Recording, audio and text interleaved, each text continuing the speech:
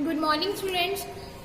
पिछले लेक्चर में हमने इकोनॉमिक्स का बेसिक देखा था। आज हम बिजनेस स्टैट्स की बात करते हैं। ठीक है, तो बिजनेस स्टैट्स की बात करते हैं। तो बिजनेस स्टैट्स में दो टर्म्स होती हैं, एक डाटा और एक पॉलिसी। डाटा क्या होता है? डाटा तो आप सबने सुना ही होगा, मतलब जो भी कुछ फैक्ट्स या कुछ भी चीजें जो नंबर्स में होती हैं उसको हम डाटा कहते हैं। नंबर्स में कैसे? जैसे कुछ परसेंटेज में आ गया 5%, है ना, या फिर 300, 400, तो ये जो सारा होता है नंबर्स होते हैं। तो जो भी इकोनॉमिक फैक्ट्स हमारे नंबर में होते हैं उसको हम डाटा कहते हैं। तो अब आप बोलोगे इकोनॉमिक्स में डाटा की क्या जरूरत है? बिना डाटा के इकोनॉमिक्स ही नहीं होती।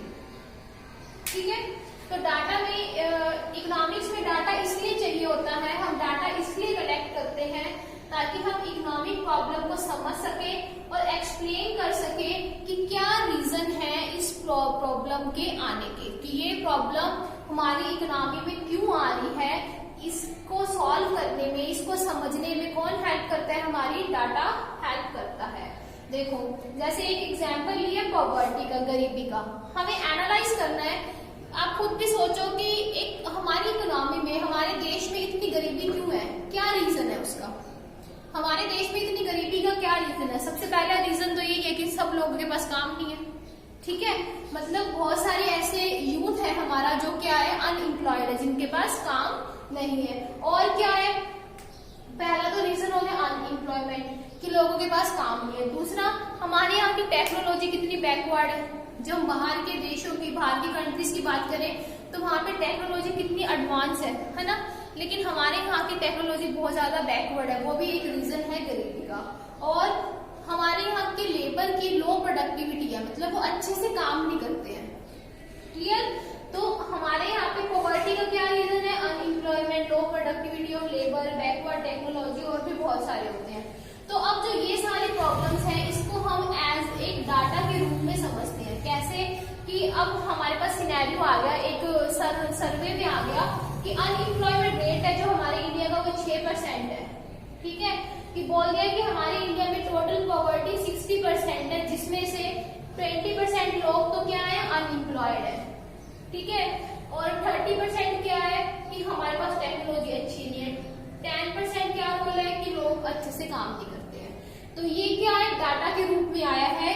हम जब डाटा की हेल्प से किसी इकोनॉमिक प्रॉब्लम को सॉल्व करते हैं या समझते हैं, तो इसलिए हमें डाटा की इकोनॉमी के अंदर जरूरत होती है। एक चीज होती है पॉलिसीज। डाटा समझ में आया कि हमें डाटा इकोनॉमी में, इकोनॉमिक्स में डाटा क्यों चाहिए। अब हम बात करते हैं पॉलिसीज। पॉलिसीज क्या होता है कि हम, जैसे हम बहुत सारी पॉलिसीज नहीं बनाते, स्ट्रेटेजीज बनाते हैं, प्लान्स बनाते हैं। क्यों बनाते हैं? ताकि जो भी हमें प्रॉब्लम आ रही है हम उसको सॉल्व कर सके, या फिर इन फ्यूचर हमें कोई प्रॉब्लम ना आए, हम इसलिए प्लान्स बनाते हैं, है ना। तो पॉलिसीज भी कुछ सिमिलर सा ही होता है। पॉलिसीज का मतलब होता है कि जो भी हमें इकोनॉमिक प्रॉब्लम्स आ रही हैं उनको सॉल्व करने के लिए कुछ तरीके, कुछ मेजर्स बनाए जाते हैं। ठीक है, ऐसे मेजर्स फाइंड किए जाते हैं। Try to find measures that help to solve an economic problem, कि ऐसे मेजर्स को फाइंड किया जाता है, ऐसे सॉल्यूशंस देखे जाते हैं जो कि हमारी हेल्प करे इकोनॉमिक प्रॉब्लम को सॉल्व करने में। जैसे कि हमने पॉवर्टी का एग्जांपल लिया। ठीक है, अब मेरी बात सुनो।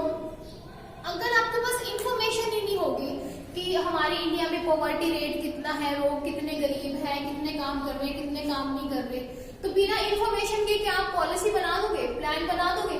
नहीं बना सकते हो। ठीक है, और बिना पॉलिसी के क्या सिर्फ डाटा से आप उस प्रॉब्लम को सॉल्व कर लोगे?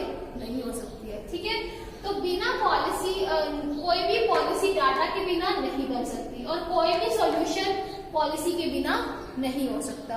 तो इसीलिए डाटा और पॉलिसी एक दूसरे से रिलेटेड है। तो इन दोनों के बीच में रिलेशनशिप क्या है कि कोई भी पॉलिसी डाटा के बिना नहीं बन सकती और कोई भी सॉल्यूशन पॉलिसी के बिना नहीं हो सकता।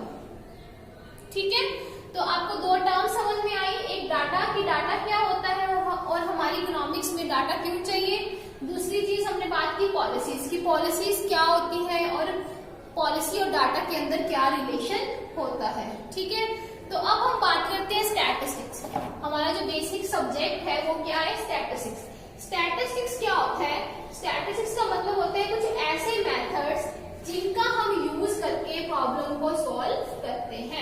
स्टैटिस्टिक्स का बेसिक मतलब होता है स्टैटिस्टिकल मेथड्स, मतलब कि जिसको हम मैथ वाले मेथड्स भी कह सकते हैं। स्टैटिस्टिक्स का मतलब क्या होता है? Statistical methods to solve numerical data। ठीक है, न्यूमेरिकल डाटा कौन सा? हमारी इकोनॉमी का। अब स्टैटिस्टिकल मेथड में कौन कौन से मेथड्स होते हैं? आपने देखो इसके अंदर क्या होते हैं, कुछ मेथड्स होते हैं। जैसे कि सबसे पहले तो हमें स्टैटिक्स करनी है, तो मतलब हमें न्यूमेरिकल डाटा को सॉल्व करना है, तो पहले हमें डाटा कलेक्ट भी तो करना पड़ेगा, तभी हम सॉल्व कर पाएंगे। तो सबसे पहले क्या होता है? कलेक्शन करना डाटा का। सेकंड होता है उसका ऑर्गेनाइजिंग करना। ठीक है, ये हम कलेक्शन ऑफ डाटा का मतलब क्या होता है कि सबसे पहले हम डाटा को कलेक्ट करते हैं। ठीक है, मतलब सर्वे वगैरह करके, जैसे वो नहीं होती जनगणना वगैरह होती है, सेंसस वगैरह होती है आफ्टर 10 years, तो वो होता है कलेक्शन ऑफ डाटा, सर्वे वगैरह करके। फिर सेकंड पॉइंट आता है ऑर्गेनाइजेशन। ऑर्गेनाइजेशन में जैसे मान लो कि डाटा कलेक्ट कर लिया, अब उसको हम अपने हिसाब से उसको ऑर्गेनाइज करेंगे, रखेंगे कि कौन सा जो सिमिलर है चीजें उसको एक साइड रख देंगे और जो अलग है उसको एक साइड रख देंगे। फिर थर्ड पॉइंट होता है प्रेजेंटेशन। प्रेजेंटेशन का मतलब क्या होता है कि जो भी डाटा आपने अरेंज किया है, ऑर्गेनाइज किया है, अब उसको हमें सामने वाले लोगों को प्रेजेंट करना है। तो हम कैसे प्रेजेंट करेंगे? क्या जैसे आपने लिया आप उन्हें वैसे ही दिखा दोगे क्या उन्हें समझ में आ जाएगा? नहीं आएगा। तो हम उन्हें कैसे दिखाएंगे? टेबल बना के, बार चार्ट्स वगैरह बना के, है ना, ग्राफ्स वगैरह बना के। तो वो होता है प्रेजेंटेशन। प्रेजेंटेशन के बाद होता है एनालाइज करना। एनालाइज करते हैं हम कि अच्छा ये प्रॉब्लम है, क्या क्या हो सकता है, क्या इसके सॉल्यूशन निकल सकते हैं। तो वो सब काम किसमें आता है? एनालाइज में। फिर आता है इंटरप्रिटेशन। इंटरप्रिटेशन का मतलब क्या होता है? डिसीजन लेना, कि जब हमने एनालाइज कर लिया कि ऐसे प्रॉब्लम है, ये कारण है, इस कारण से प्रॉब्लम हो रही है, फिर लास्ट में हम डाटा को क्या करते हैं? इंटरप्रिटेट करते हैं, मतलब कि उसको सॉल्व करने के लिए डिसीजन लेते हैं कि हाँ हमें इस पॉलिसी पे काम करना है, ये पॉलिसी बनानी है, इससे हम इस इकोनॉमिक प्रॉब्लम को सॉल्व कर सकते हैं। क्लियर? तो स्टैटिस्टिक्स बेसिकली क्या होता है? स्टैटिस्टिकल मेथड्स होते हैं न्यूमेरिकल डाटा को सॉल्व करने के लिए। ठीक है, न्यूमेरिकल डाटा को सॉल्व करने के लिए कौन कौन से मेथड्स होते हैं? सबसे पहले हमें डाटा कलेक्ट करना पड़ता है, फिर उसे ऑर्गेनाइज करना पड़ता है, फिर हम उसे प्रेजेंट करते हैं, मतलब कि सामने प्रेजेंट कैसे करेंगे? टेबल्स, बार ग्राफ, चार्ट्स बना के। फिर हम उसको एनालाइज करते हैं कि इस प्रॉब्लम को कैसे कैसे सॉल्व किया जा सकता है। फिर लास्ट में हम उस पर डिसीजन लेते हैं कि इस तरीके से, इस पॉलिसी को यूज करके हम इसको सॉल्व कर सकते हैं। ठीक है, तो स्टैट्स से समझ आया कि बेसिकली स्टैट्स क्या होता है। क्लियर? ठीक है, तो स्टैट्स क्या होते हैं? डाटा फिगर्स होते हैं जिनका हम यूज करके प्रॉब्लम को सॉल्व करते हैं। तो जो हमने ये कलेक्शन, ऑर्गेनाइजिंग, प्रेजेंटेशन, इंटरप्रिटेशन ये सब किया है, इसको क्या बोलते हैं? स्टेजेस ऑफ स्टैटिस्टिक्स बोलते हैं। क्या बोलते हैं? Stages of statistics. तो जो कलेक्शन ऑफ डाटा होती है वो फर्स्ट स्टेज होती है, ऑर्गेनाइजिंग सेकंड स्टेज होती है, प्रेजेंटेशन थर्ड होती है, ऐसी एनालाइज फोर्थ और इंटरप्रिटेशन फिफ्थ। तो हम स्टेजेस की बात करते हैं।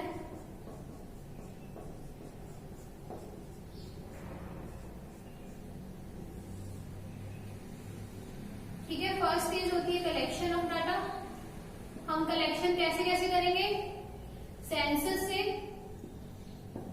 या फिर सर्वे वगैरह करके। क्लियर?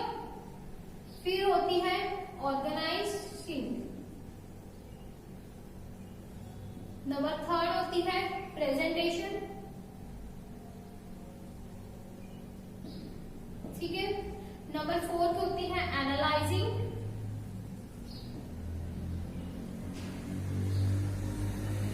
फिफ्थ होती है इंटरप्रिटेशन।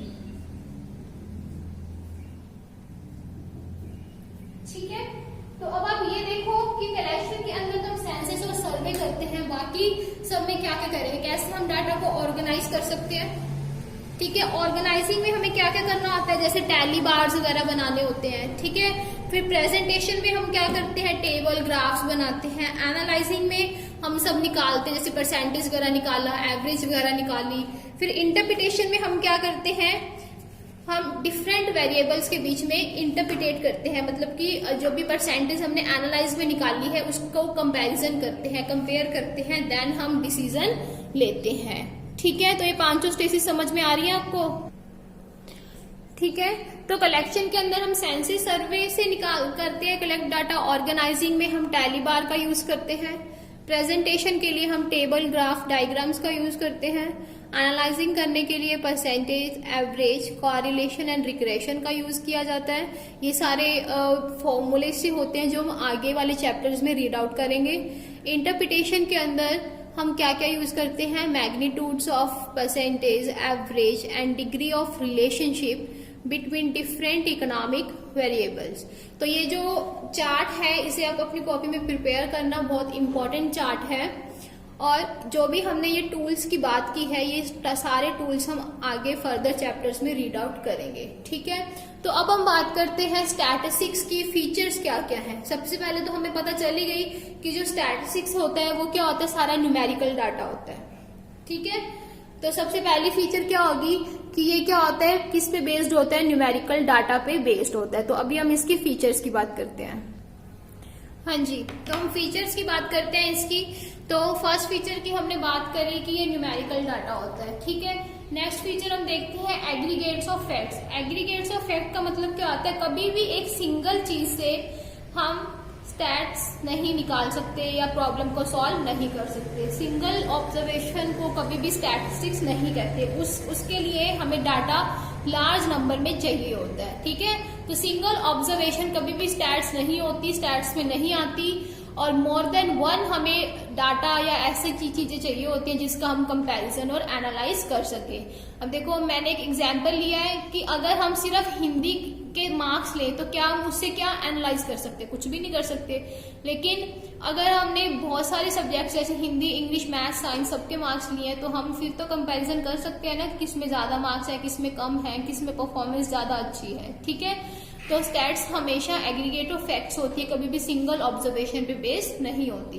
सेकंड तो हमने डिस्कस अभी किया ही है कि ये क्या होती है, न्यूमेरिकली डाटा पे बेस्ड होती है, कभी भी थियोरटिकली नहीं होती। जैसे कि हम कभी ये बोलते हैं कि ये क्या है, गुड है, बैड है, इंफीरियर है, ऐसा कुछ तो हम कभी नहीं बोलते। ठीक है, तो हम हमेशा डाटा को ये देखते हैं कि डाटा क्या है, ज्यादा है परसेंटेज में या फिर नंबर्स में देखते हैं। ठीक है, फिर थर्ड पॉइंट होता है collected in a systematic manner, कि हम हमेशा डाटा को एक सिस्टमैटिक मैनर में कलेक्ट करते हैं। सिस्टमैटिक मैनर कैसे, कि अभी हमने 5 स्टेजेस की बात की थी, कौन कौन सी, कलेक्टिंग और ऑर्गेनाइजिंग, प्रेजेंटेशन, एनालाइजिंग और इंटरप्रिटेशन। ठीक है, तो हम जो भी डाटा को कलेक्ट, जो भी हम डाटा की प्रोसेस करते हैं वो इसी स्टेजेस के बेस पे करते हैं। ऐसा नहीं हो सकता कि हमने 4 स्टेज पहले कर दी, फर्स्ट हमने करी नहीं। तो हमेशा डाटा किस मैनर में कलेक्ट किया जाता है, एक सिस्टमैटिक वे में कलेक्ट किया जाता है। ठीक है, और ये चीज तो हमें भी पता है कि हम जब भी डाटा कलेक्ट करते हैं तो हम पहले कुछ सोचते ही हैं कि हमें किस चीज के लिए डाटा चाहिए। अगर हमें यही नहीं पता होगा कि हम डाटा हमें क्यों चाहिए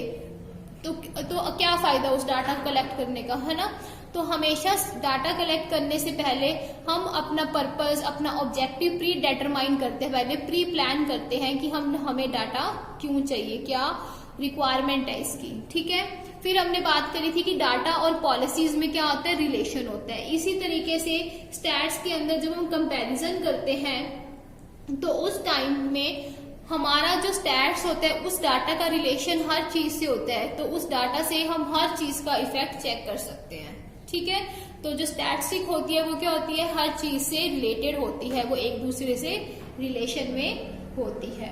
तो क्लियर फीचर समझ में आई कौन कौन सी है, एग्रीगेट्स ऑफ फैक्ट्स है, न्यूमेरिकली एक्सप्रेस्ड है, collected in a systematic manner है, collected for a predetermined purpose है, और should be placed in relation to each other है। क्लियर, कल हम करेंगे स्कोप ऑफ स्टैटिस्टिक्स और फंक्शंस और डीमेरिट्स और मेरिट्स करेंगे। ठीक है, तो इकोनॉमिक्स की बुक आप सबको पता होगी कौन सी है, राधा बहुगुणा करके बुक है, मार्केट में अवेलेबल है। तो आप सब जने यही बुक प्रेफर करो और अपने नोट्स वगैरह प्रॉपर बनाओ। ठीक है, कुछ भी ना समझ आए तो मेरे से कभी भी पूछ लो, ठीक है। तो आज के लिए हम यही टॉपिक करेंगे, बाकी चैप्टर हम नेक्स्ट लेक्चर में कंटिन्यू करेंगे।